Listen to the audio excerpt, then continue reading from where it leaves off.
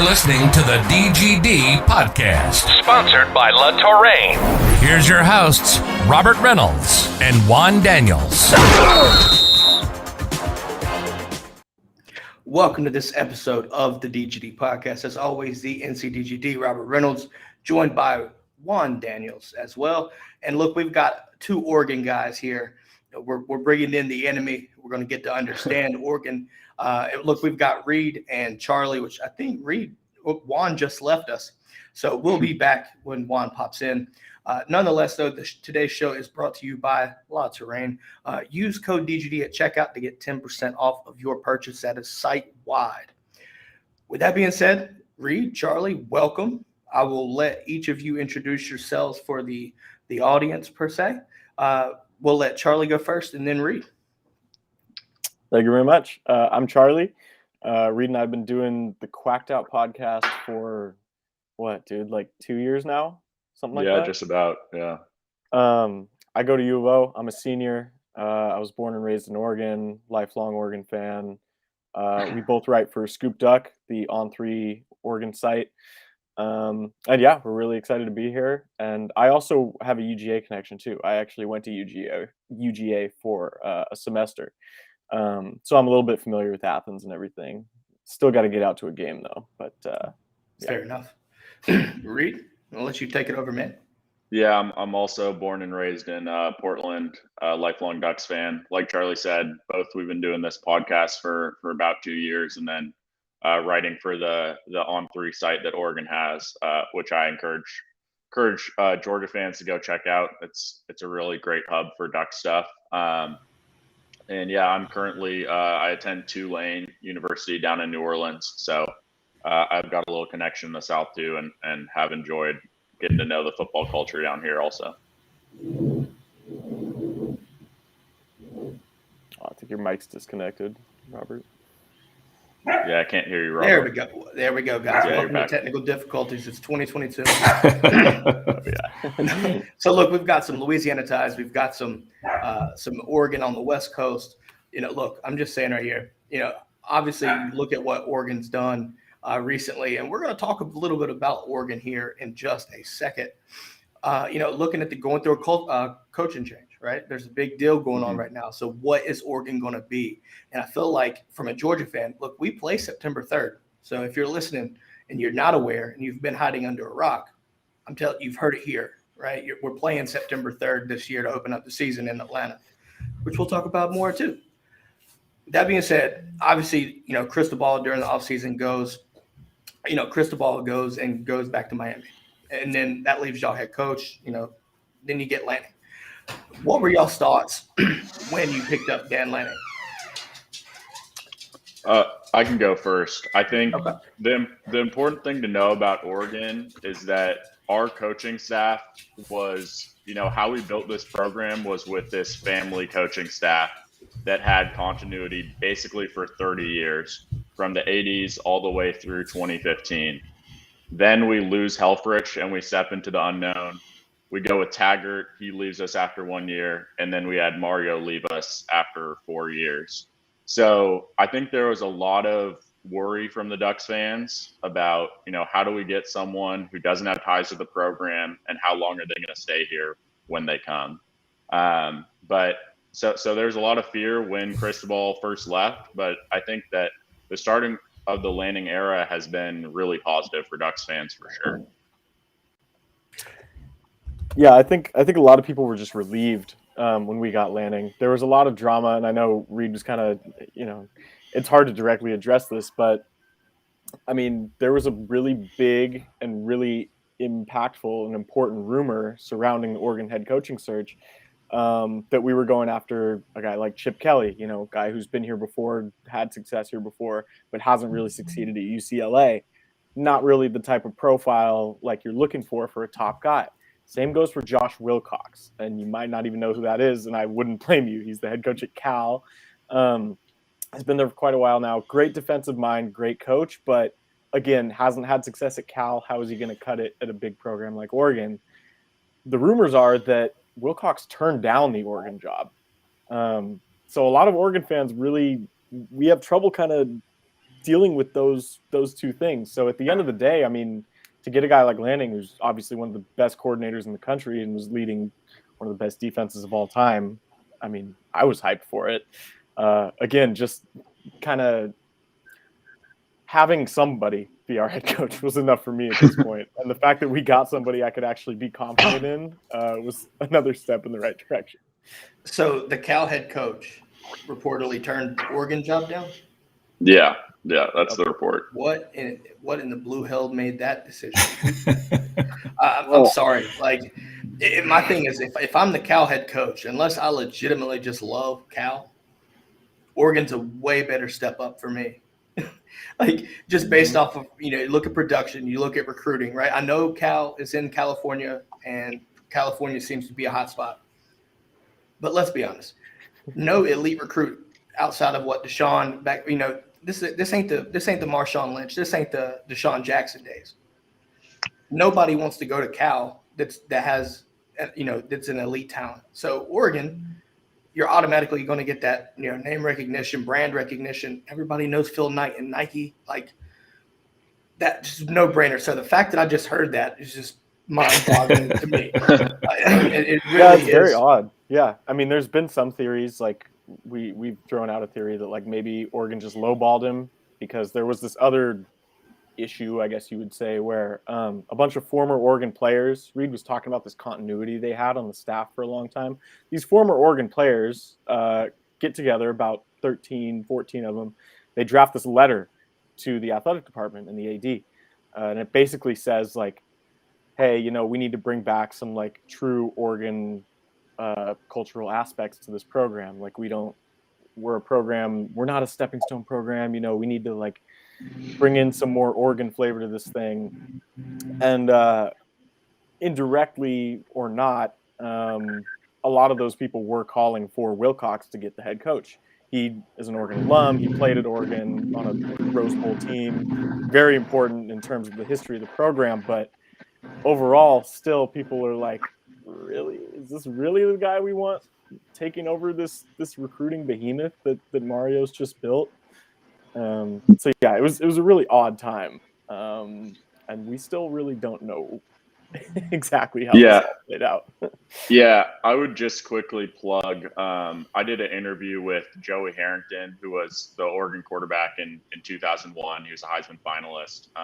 That's episode 67 on our Quacked Out Podcast feed.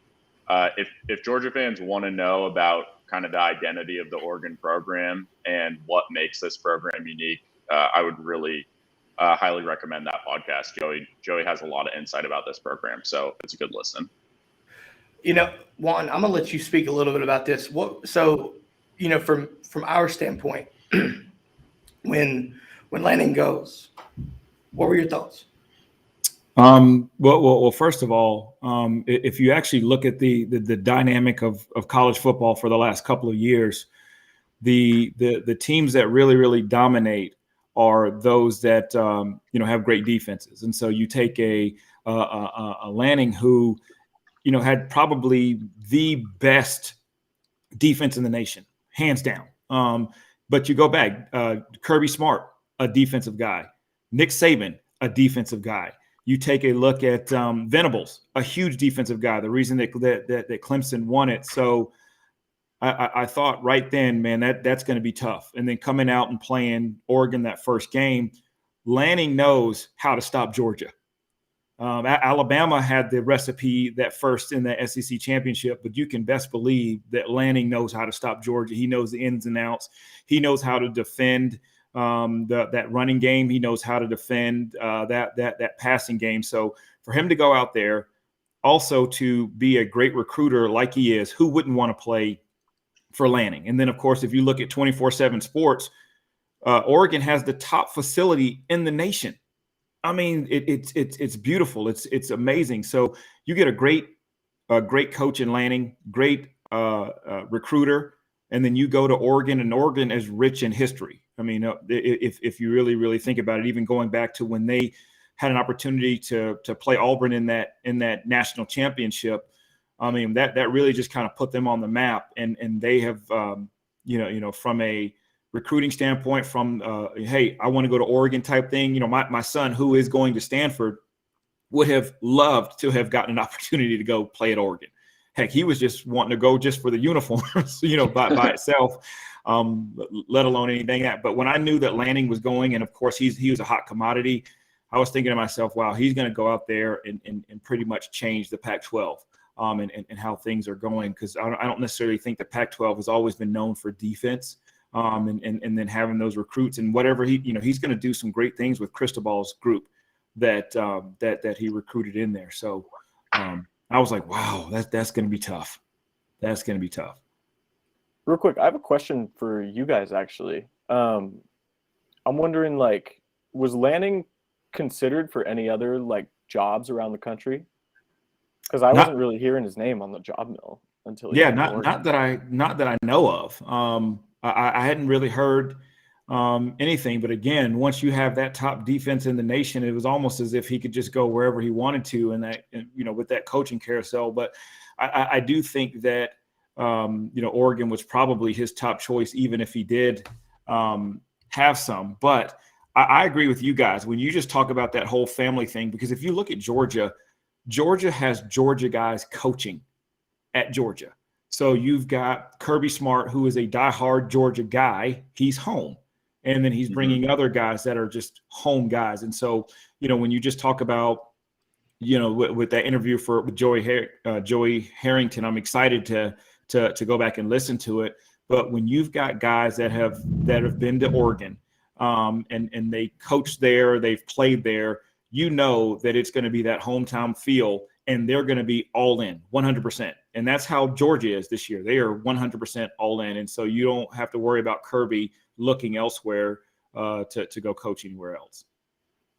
Yeah, I think that's a great point. But unfortunately, I would also say, Oregon doesn't have the same tradition of coaching tree that Georgia has. I mean, there isn't a Kirby Smart that is an Oregon alum, that's a top 5 at least head coach in college football that went to Oregon, So right.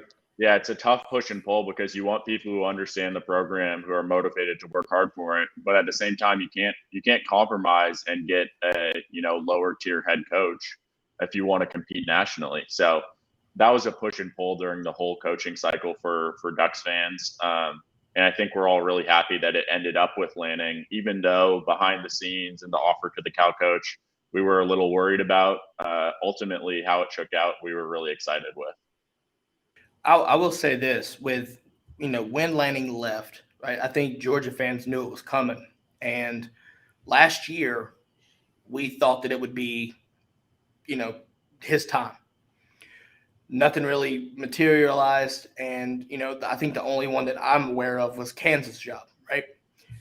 Nobody wants the Kansas job. Like you have to be a brave soul to take the Kansas job. Except for the Fighting Manginos, right? Oh my! Look! I'll tell you what. Beating Texas, guys, that right there is going to bring some recruits in. I'm just saying. But nonetheless, look. So obviously, I can't blame him for not taking the Kansas job when you're at a premier university and you're the defensive coordinator on one of the best defenses arguably in the country. So at the time, we're like, all right, awesome, another year. Let's run it back. Win our national title. Next thing you know, this year is the coaching carousel of doom for everybody, started by Lincoln Riley out west, which we'll talk a little bit about here because, Oregon plays USC. Not this year, but I think, you could see them in the Pac-12 championship. So obviously that coaching carousel starts, and then Cristobal, in my opinion, look, the way Miami handled the Cristobal situation was shady as shit. Like, I'm just being honest. But nonetheless, what happens. I mean, it is what it is, So, Cristobal goes home, and then, obviously, when y'all pick up Lanning, I'm happy for him. I really am. Kind of looking at the same situation as Kirby, really, if you think about it. Kirby has a DC job at Alabama, comes head coach, at Georgia. The rest is history, right, guys? Thing about it is, when I'm looking at it, you give Dan Lanning. And I'd say a top tier program. I don't know about the upper echelon like your Georgias and Bamas, but you're right there. that's a great first head coaching job to get, especially that's a resume booster if I've ever seen one. So for me, I'm extremely happy for Dan Lanning, and I know what he can do. And there's 2 guys on your roster right now that I know are going to benefit from having him as your head coach. And those 2 guys, we've recruited them and almost had them, Justin Flo and Noah Sewell. Those 2 guys right there, when we play September 3rd, I'm nervous for those guys because those guys are good as hell anyway.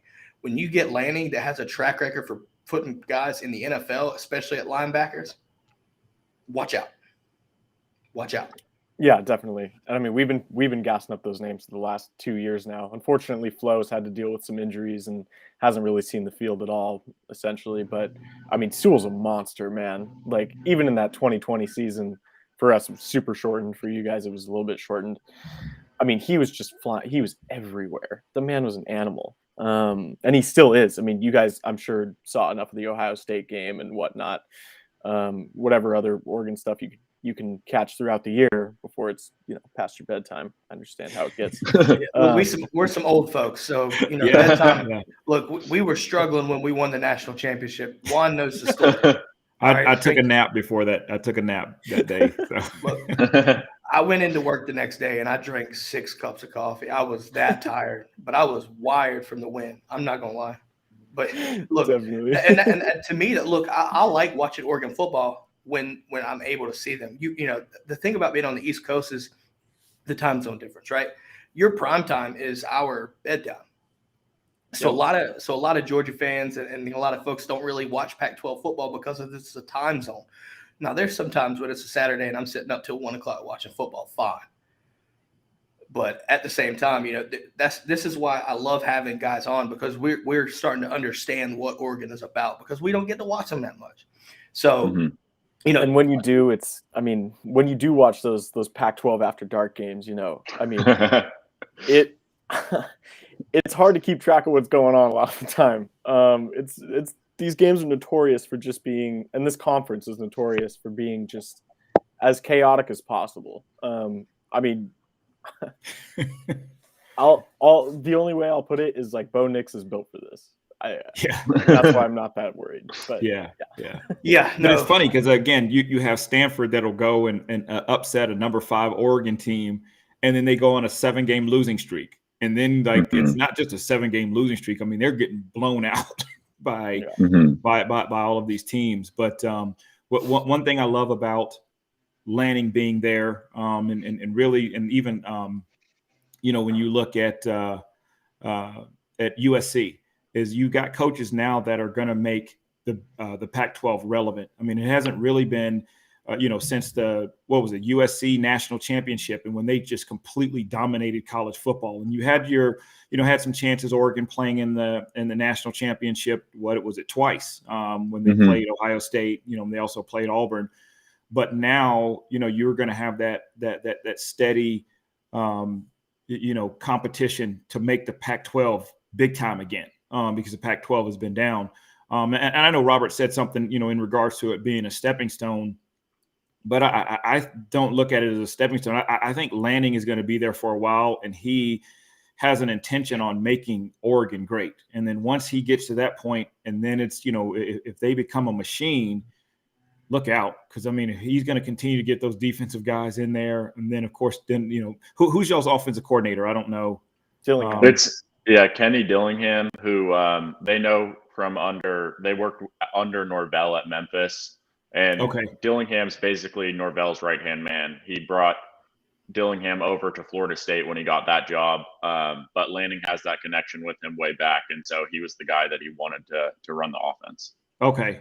Was he a high-powered offensive guy?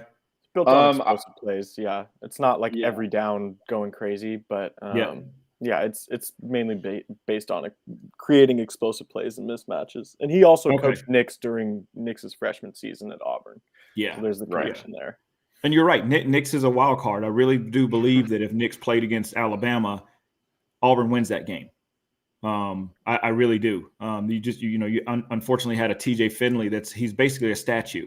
And he was hurt can throw too the ball that down the game, too. field, but he's not running anywhere. I mean, he's just not. But yeah, so but Bo Nix is he's a competitor. He's got fire.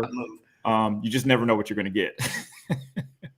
The crazy thing about it too, like, looking at Nix, and Nix hasn't had the best track record with Georgia. But when you take him out of the SEC, and honestly, I think, the offensive line at Auburn, which looked that dumpster fire of a program, put him in Oregon, I think you're going to see a better protection. He's not going to have to do the stupid, crazy type plays, just to stay alive, right? Yeah. So it's going to be interesting. But you also, it's going to be interesting to see like your quarterback, because right now I think with spring camp looming, right, we just don't know. It could be assumed that he has an upper hand, but we just don't know. Obviously Robbie Ashford leaving kind of stings a little bit. That was a name that I was looking at Georgia, but I think we just had Gunner in our hands and or Brockett at that point. So, but now Robbie's a good quarterback, and him leaving kind of stings. But I think you replace that with Bo, and it's just like, okay, Bo has his ups and his downs, just like about anybody. But, how will he fit in Dillingham's system, right? I think that's the question. And honestly, looking at the offense, right? Because we know Lanning's going to have his hands on the defense. I'm not worried about the defense in regards to what it's going to look like. I'm more worried about the offense because I just don't know, because I know with running backs, you got Jordan James, which obviously recruiting y'all flipped from Georgia on signing day, which is a really good running back. And luckily Georgia was able to replace him. Nonetheless, though, I know what Jordan's about, and he's going to be really good in the Pac-12. Has the potential to be. So it's going to be interesting to see. I think my main concern is what the offense is going to look like when we play September 3rd, right? Because obviously everybody's staying healthy, things like this, that's going to play a part. But, all things staying equal currently, right, it's going to be quite interesting to see. I think Bo Nix would have a better shot at staying upright and making better plays if he's not running for his life like he was at Auburn. Juan, Auburn, to hell with him. Patrick asked real quick, he's like, Oregon guys, what do you think Nix's biggest benefit will be for you guys? Well, I would say, we just went through a season with Anthony Brown at quarterback, and there was a lot of debate and just a lot of Oregon fans were upset with his level of play, I think. And so Bo Nix raises the floor of the quarterback room immediately. I don't think it's his job 100%. You look at what Dillingham did at Florida State. He took Jordan Travis, who was a guy who was in the program, and played him over the transfer that Florida State brought in. And we have two quarterbacks in the program who are high 4-stars, 5-star guys. So I don't think it's, a lock that Bo Nix is the quarterback, but if he's that guy, I think, he has improvisation skills for sure. He can throw a better ball than Anthony Brown. And he's just a good leader too. He's a great locker room guy from all accounts. How he handled the situation with Finley at Auburn, I think was pretty impressive. So I'm excited if he comes in and he does get the job. But, ultimately it's kind of a holdover quarterback probably for a year until we can get someone that we develop an in-program guy in there after that too. Yeah, you also look at what Oregon's about to be trying to do for the 23 class, right? The 2022 class just finished up. And there's a kid, quarterback Nico. I'm not butchering his last name. Yeah. Oh, I'm not California either. Yeah. Yeah, no, like for his respect, right? For respect of the kid, I'm not butchering that last name because it's a hard one to say. But Nico, keep in mind Nico, the quarterback out of California, 5-star quarterback, and Oregon has a really good shot at landing him.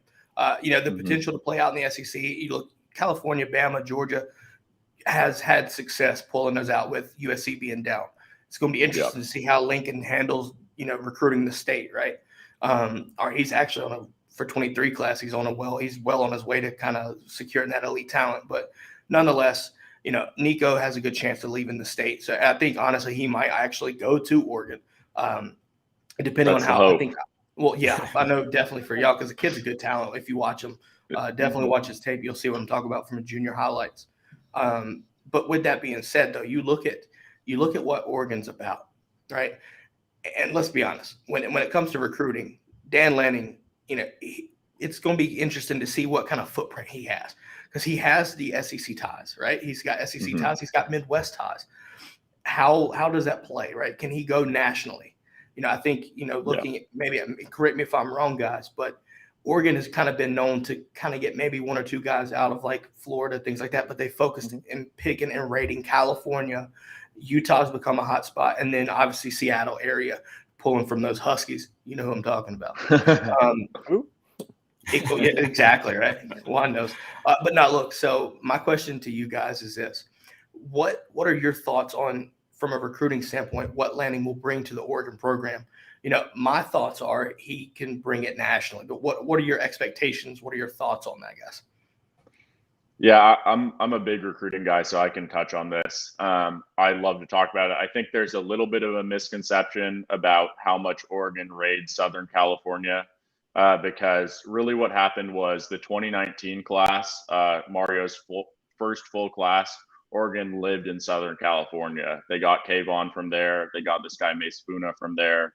Mikhail Wright, who's another really good player. But then Oregon lost their cornerback coach to Southern California. His name's Dante Williams. And he basically has the key to LA, people say. He's the best recruiter in Southern California. So Oregon had to pivot a bit. And we saw in their 2021 class, they pivot to some states like Utah, Arizona, Washington. They also, in California, focused a little more on Northern California. And then San Diego is kind of a pipeline, because San Diego has some tension with LA, and some of those kids like to go out of the state. But also, nationally, Oregon gets guys from Baltimore. They get guys from Nebraska. It's a program that has a really good footprint. Texas was a big priority in this last class.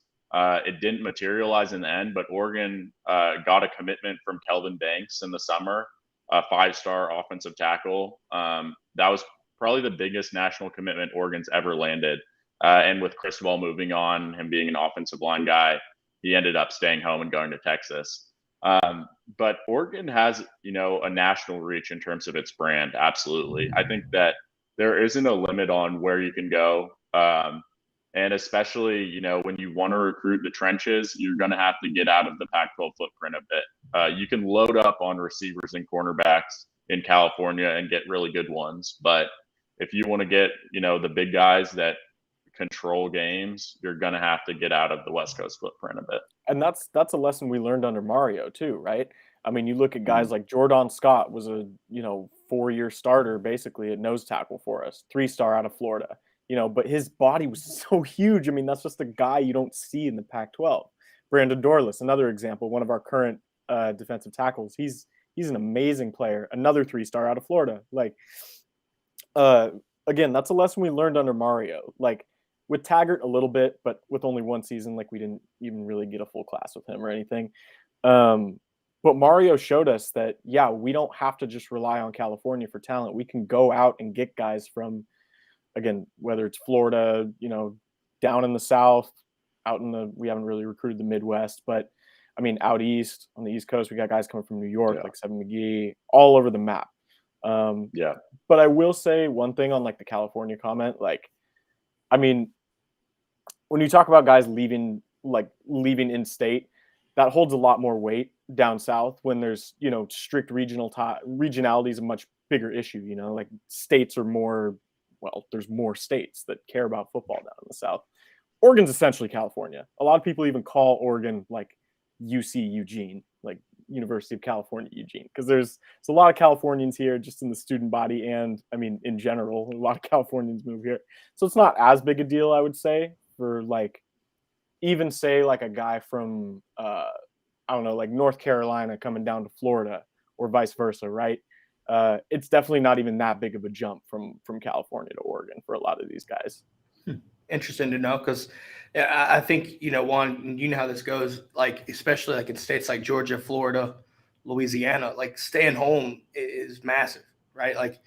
So it's interesting to see how you kind of look at the South. I don't even know if you want to consider it the East Coast, because like up north, you kind of see guys from like Pennsylvania going to Michigan or Ohio, things like that, right?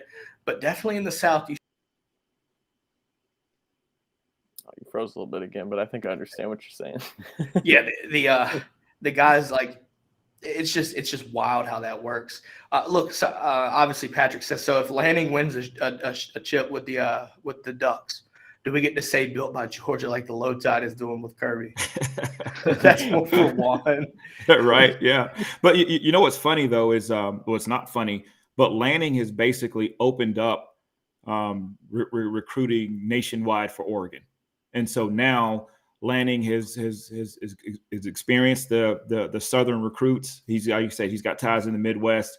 Now he's going to go and start recruiting the Californians and then the Washingtons. But you know, what kid would not want to go play for a coach that, you know, has just won a national championship? And I don't care how you look at it, the defense won that national championship. No ifs, ands, or buts about it. I mean, there is no ifs, ands, or buts about it. And then, of course, you know, with Jamison Williams going down, I already knew, hey, it's lights out. All Georgia has to do is just score one more time, and that's going to be it. But again, if I'm a kid, especially if I'm a defensive guy, yeah, I want to be a part of something. Everybody's going to want to be that first recruiting class. And so, you know, you look at Saban, when he first started at Alabama, they said since 2007, every single recruit that he's had has won a national championship at some point in time in their years. That's crazy. But think about that first recruiting class that could say, yeah, man, we started that whole thing that took place. Why would you not want to be a part of something like that with a national championship defensive coach? I mean, and you know, he's opened that up. There's going to be guys now that probably did not consider Oregon, not even consider the West Coast, that are now going to be like, man, yeah, I want to go out there and play. And then another thing too for Lanning, he's just going to say, hey, listen, just come out and see the facilities, man. Go and compare. Again, 24/7 says it's the number one. Just come out here and just take a look.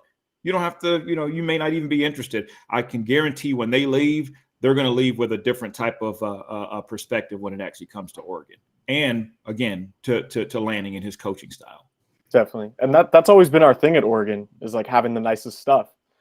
We didn't have the rich history, you know, Reid and I can tell you, like, our lifetimes, so we were both born in 2000, like that is pretty much almost all of Oregon's success has happened within our lifetimes. And for recruiting purposes, that's great, but you know, it doesn't exactly fill the trophy cabinet.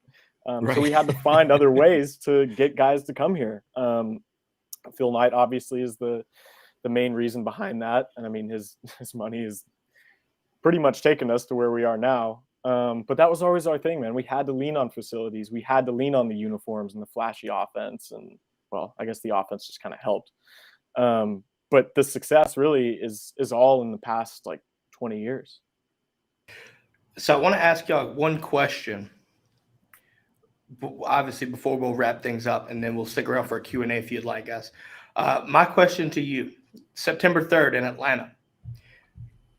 Big game, right? You know, you look at Patrick said earlier, teacher versus student, really.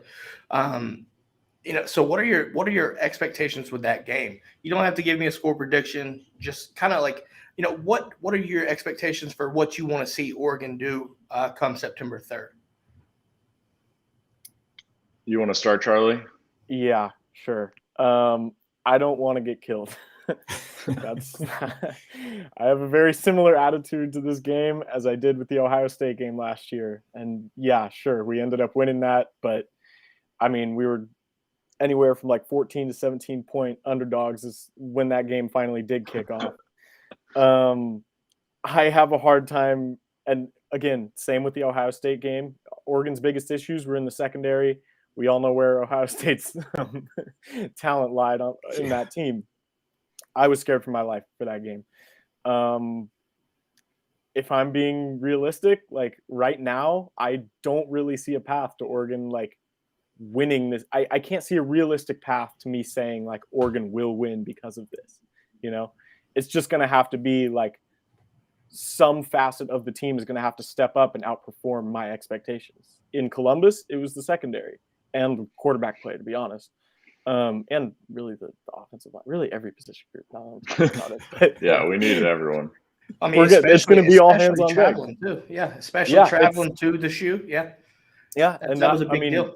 Overlooked part of it. That was a 9 a.m. game for those guys. I mean, yeah, sure, it was noon for everybody else, but I mean, for talk about body clocks, stuff like that. Like they were travel across the country, and you got to wake up and play a high-level football game at 9 a.m. I could barely get up in time for the game to watch it on TV. If you've got kids, you're up. Well, yeah. But yeah, so Reid, I'm interested to see what you think too, because I haven't really even started digging into position battles and stuff like that. But just in general, I mean, you go up against a team with the caliber of talent Georgia has across the board. Like, sure, I know you got a lot of guys leaving, but it's it's a lot easier to replace that talent when you're recruiting at a Saban-like level every season. Yeah, I think there's definitely a lot of comparisons to the Ohio State game because we went through the same process for the whole offseason, wondering how we could compete there. And yeah, I mean, it's a little different. I think I was especially scared versus Ohio State because of their offense. They're a team that if you don't show up, they're going to beat you by, 50 probably. And I think Georgia having, a little bit more conservative style with Kirby. I think that even if we get dominated, hopefully it still stays within, 20 or 30 points. But I also think, Oregon has a chance here. They got a bunch of guys who want to compete. I mean, you talk about a guy like Noah Sewell. That was a great battle that Oregon had against Georgia for him on the recruiting trail, and Oregon won that one. Same with Dante Manning as a cornerback. Who y'all might remember recruiting well. So in terms of the styles, I mean, Georgia just won a national title, right? So it's a pretty tough game for us, but I think you hope that Oregon can kind of air it out. I think if Georgia does have a weakness on their team, or at least last year on their defense, the secondary at times was the place. And so we got some young receivers who are talented coming in. You kind of hope that you can follow that game plan. But, I mean, ultimately, it's going to be a test in the trenches, really. I think you're going to see early on, can Oregon get a push or not? And if Georgia's consistently knocking us back a yard or two on the line of scrimmage, it's going to be a long day, right? And I'm glad you brought that up, Reid, real quick. Sorry. That's a lesson we learned from Ohio State game. I mean, coming up under Chip Kelly, like, yeah, sure, Oregon had some insanely good teams, but we couldn't really compete in the trenches with SEC teams. Got blown out by LSU in 2011. And then that Auburn game, the game before, Nick Fairley kind of took us to lunch. Nick Fairley took a lot of people to lunch. Yeah. But especially Pac-12 offensive linemen. Again, though, that's something we got better at under Cristobal is we were able – I mean, you look back at the tape of that game in Columbus, and I know we keep referencing it, but it's just too perfect of a metaphor against this Georgia game.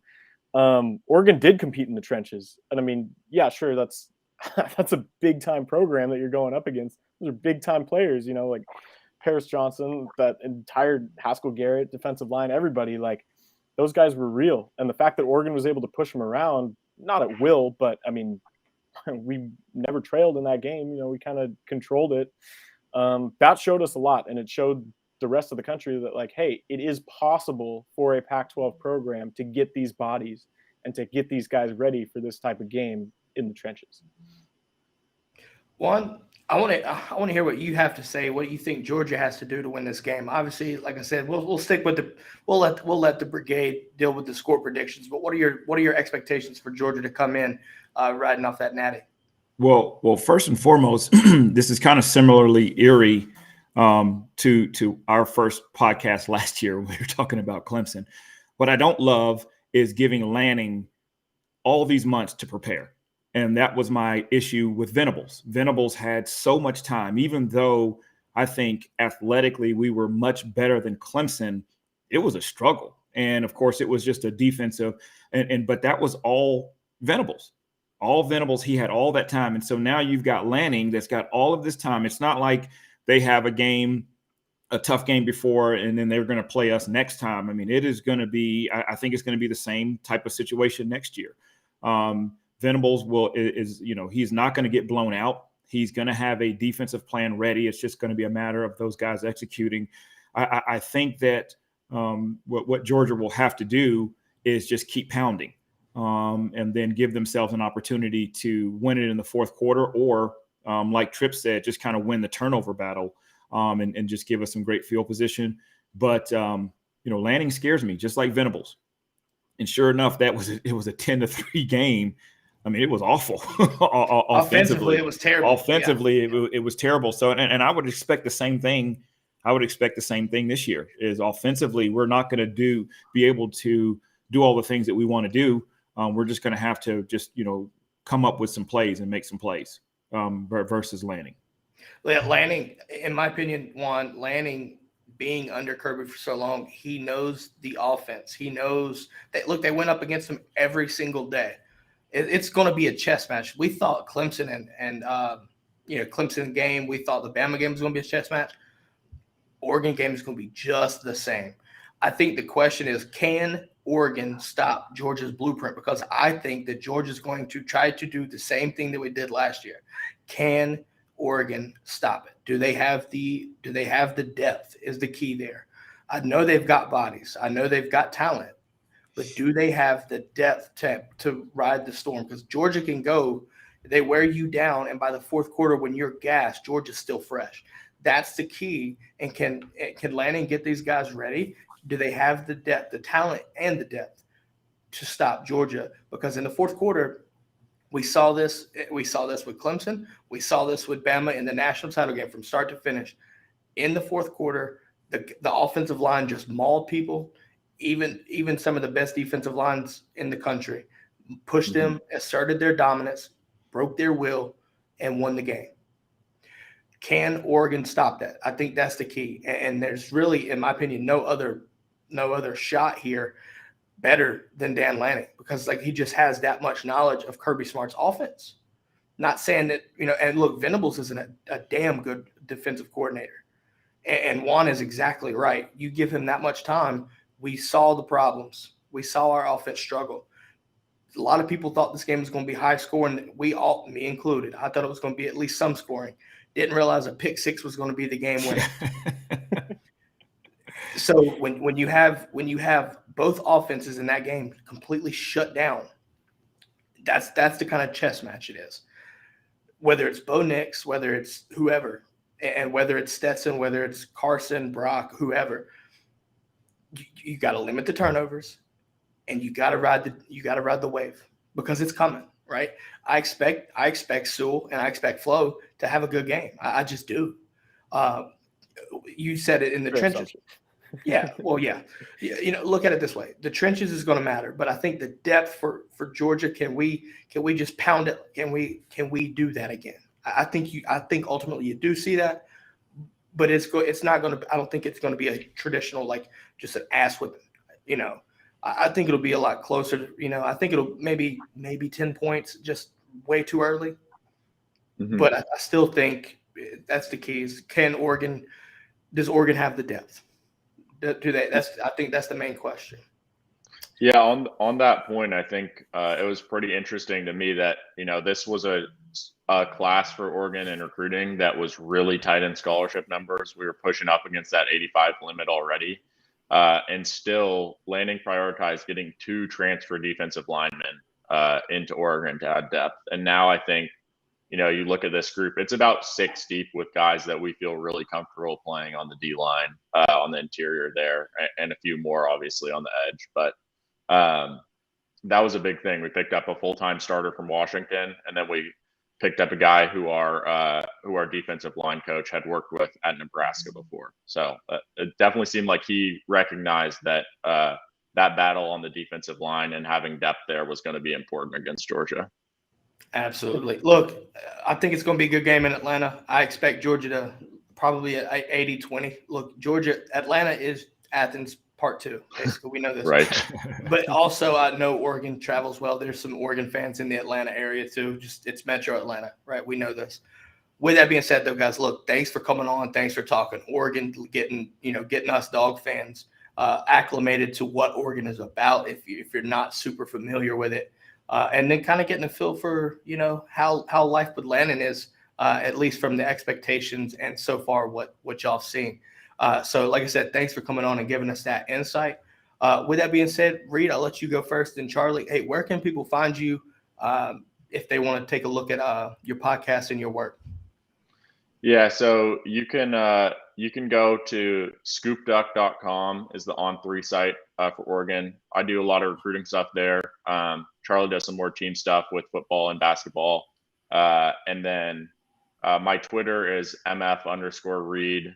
Our podcast Twitter is @DucksPod, or you can search Quacked Out Podcast on Apple, Spotify, all the normal ones. Those are the main places you can check us out. And Charlie, you go ahead too. Yeah, I mean, same thing. I'm trying to think of bases that weren't covered. I don't know. But yeah, it's pleasure being on with you guys. Note to self, it's the same thing. Yeah. No, but hey, look, guys, like I said, thanks again. Feel free to stick around. We got a Q&A coming up. This will end the audio podcast portion. With that, though, guys, have a great weekend and go Dogs. Thanks for listening to the DGD Podcast. Make sure to subscribe wherever you get your podcasts and to the DGD Podcast YouTube channel, where you can watch live Mondays and Fridays at noon Eastern. And don't forget to follow us on Twitter at the DGD Podcast. And check out the website at www.dgdpodcast.com.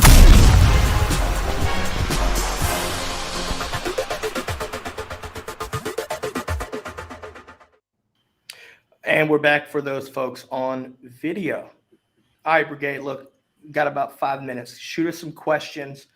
Oregon fans, if you're in the weeds, shoot us some questions.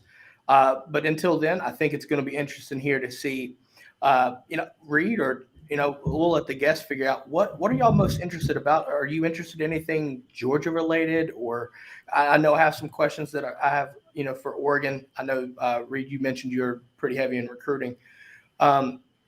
Maybe this will be a good way to start. Juan, your son's going to Stanford. Yeah.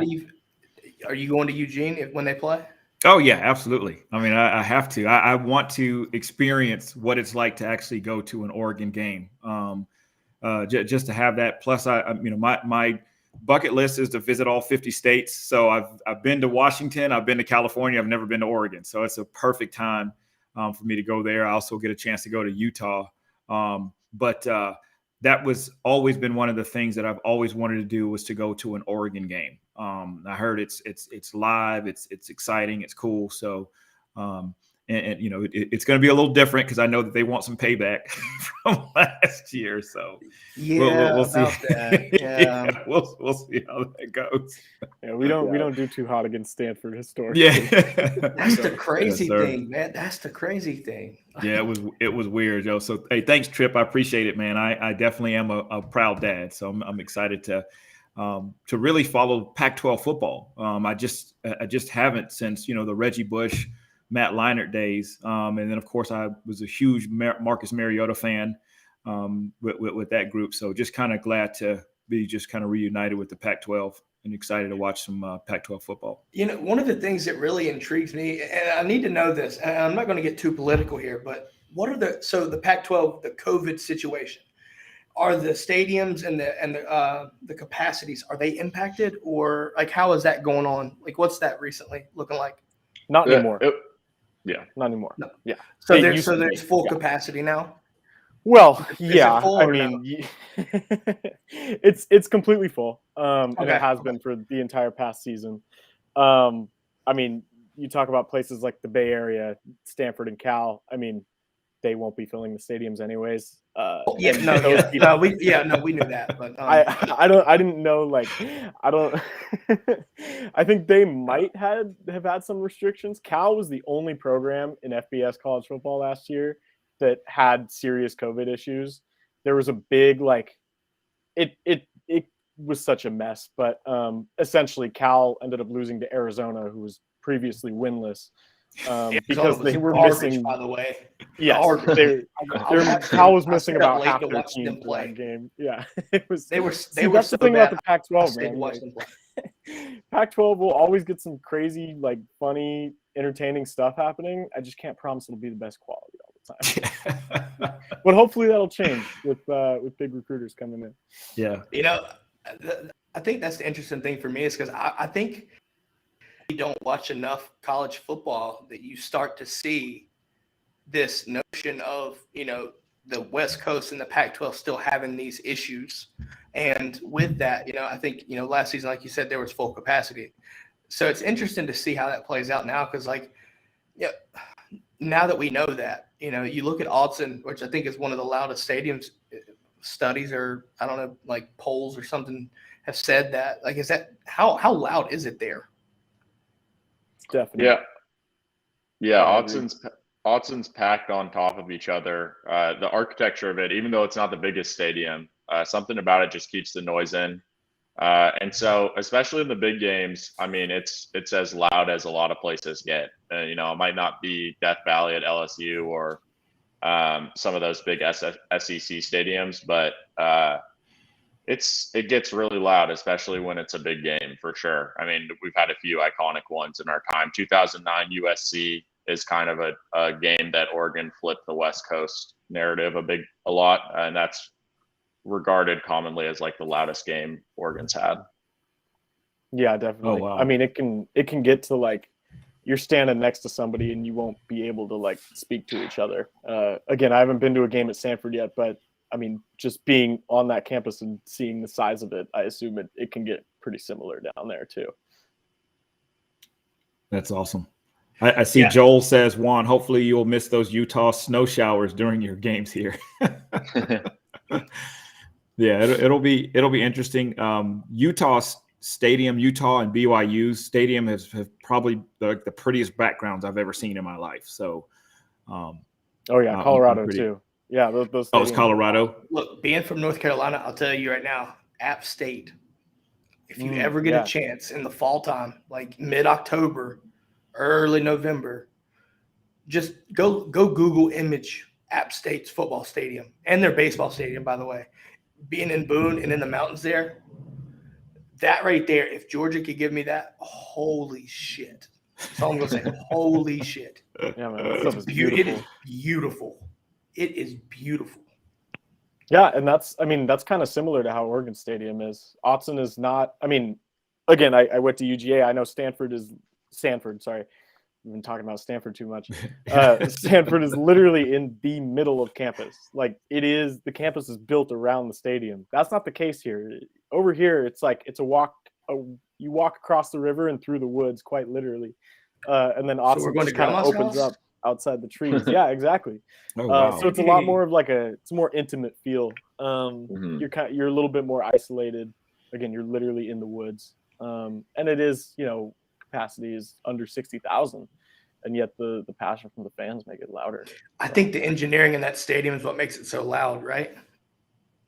Like the way the architect did some hit about it. Because you look at Seattle Stadium, Seattle Seahawks Stadium, like it has about the same capacity or right around there, and it's just like deafening almost. Like I'll tell you right now, Juan, I think you've played. Did you ever play at LSU?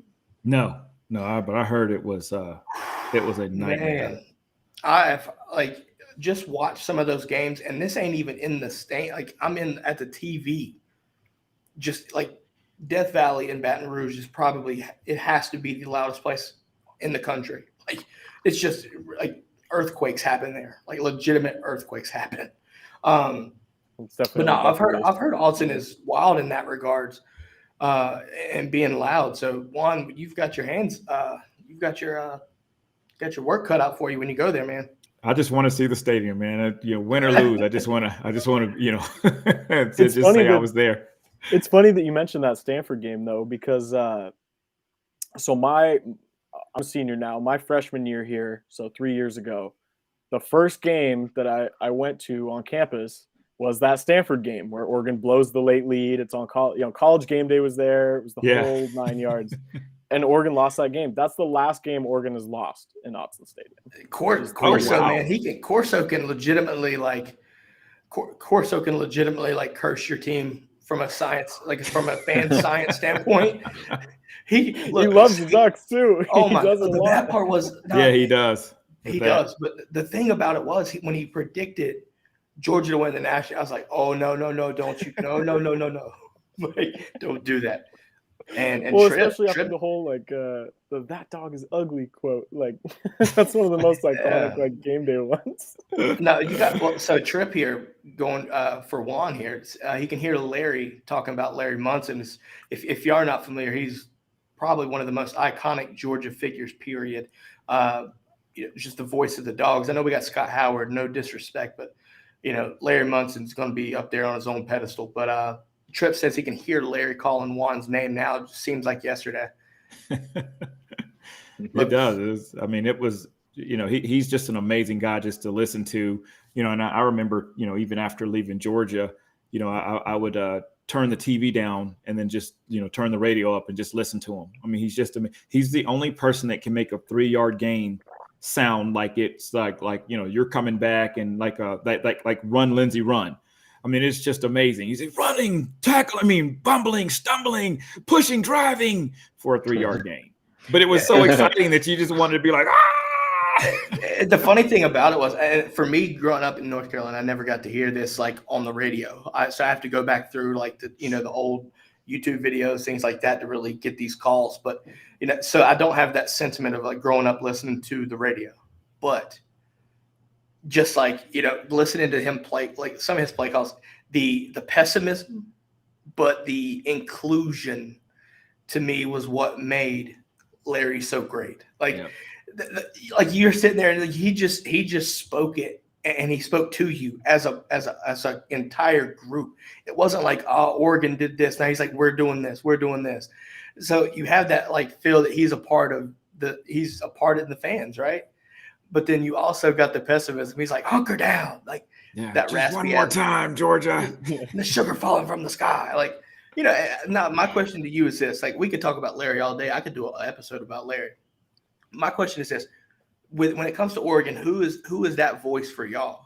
I'm curious because, look, those make memories that make you fans of your team and just have that moment. And I don't know how it is for Pac-12 or anything, but I'm sure it's got to be same. Definitely. So there's one play that Oregon fans point to that really changed the entire tide of the Oregon program. Really, it was in 1994. We were playing Washington at home. At the time, Washington was national power, and a pick six sealed the game for us with Kenny Wheaton. And that call was made by Jerry Allen, who's still our guy today. The way you guys were talking about Munson, that's exactly who Jerry is too. He's kind of off the wall sometimes, but he makes it happen. And yeah, the Kenny Wheaton's going to score call. Once we get off this, you got to go on YouTube and just Google Kenny Wheaton, the pick we call it. That's the play for us, and that call especially is exactly what encapsulates kind of the emotion of the moment. So Jerry is a legendary announcer. He's been doing it for 30, 40 years now, something like that, Reid? Yeah. I don't know when he started exactly, but you're right on. That 94 call is the one. And as Washington fans know, we've been dominating them ever since. 15 of the last 17 now. So there you go. Yep. Guys, look, we're going to wrap this. Yep. Hey, we're going to wrap this thing up for the video guys too. Look, hey, like I said, it was a pleasure having you on. Thanks for sticking around for Q&A and story time. And looking forward to keeping up with Oregon and keeping up with your guys' work on On3. And I like On3. It's kind of a blooming site, right? It's not your rivals. It's not your 24/7. So you have your diehards that are so set on those, right? So if you're on, On3 is a good site. It's kind of created by the guys from Rivals, but it's its own entity now. So it's definitely an up and coming thing that's established, but it's has to build that fan the fan base and everything else. Which it's going to come, right? It's coming. So, and Scoop Duck specifically as well has been around for years, way before On3 was even a thing. Yeah, I think that's the thing, because Dogs HQ for us, they took Gamecock Central, things like this, to establish, Yeah. And just included them with On3 for content. So, that's so like I said, On3 is new, but the sites, whether it be Oregon or Georgia, the content creators, those entities have been around for a while. So the names. It's just now their affiliation is different.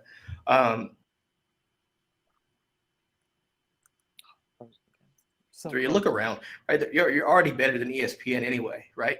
So they really need to change the composite for people that look at 27 to get rid of ESPN and just focus on 3. It'd be nice.